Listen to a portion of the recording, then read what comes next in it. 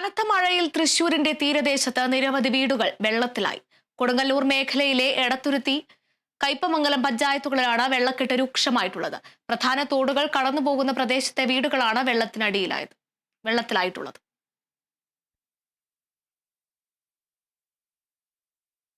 Edathuruthy 15-ാം ward Chandrapinni ബൈപ്പാസിന് സമീപവും പപ്പടം നഗറിലും വിവിധ വീടുകളിൽ വെള്ളം കയറി.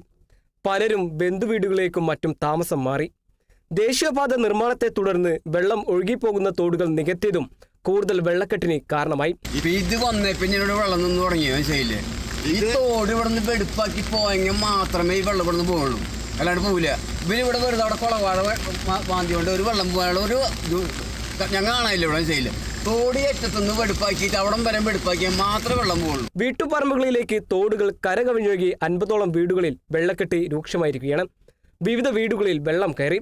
റോഡുകളിൽ പോലും വെള്ളക്കെട്ട് മൂലം സഞ്ചരിക്കാൻ പറ്റാത്ത സാഹചര്യം. SN വിദ്യാഭവൻ പ്രദേശത്തും വെള്ളക്കെട്ട് രൂക്ഷമായിക്കൊണ്ടിരിക്കുകയാണ്. വിവിധ സ്ഥലത്തെ കൃഷിനാശവും ഉണ്ടായിട്ടുണ്ട്. കയ്പമംഗലം പഞ്ചായത്തിലും വെള്ളക്കെട്ട് രൂക്ഷമാണ്. 2-ാം വാർഡ് കുരിക്കുഴി സലഫ് വടക്ക് ഭാഗത്താണ് വെള്ളക്കെട്ട് രൂക്ഷമായിട്ടുള്ളത്. ഈ ഭാഗത്ത് 40ഓളം കുടുംബങ്ങൾ വെള്ളക്കെട്ടിലാണ്. ചില വീടുകളിൽ വെള്ളം കയറി.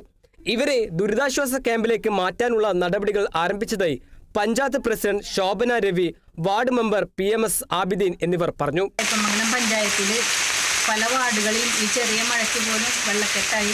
കുറച്ച് വീടുകളെ വഞ്ചി വന്നിട്ട് വേണം നമുക്ക് അവരെ മാറ്റണമെങ്കിൽ. അത്രത്തോളം വെള്ളമായി.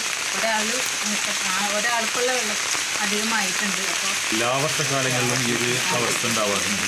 ഒരു വാർഡിൻ്റെ 3 ഏരിയകളിലുള്ള ആളുകൾക്ക് വലിയൊരു ദുരിതം സംഭവിച്ചുകൊണ്ടിരിക്കുന്നത്.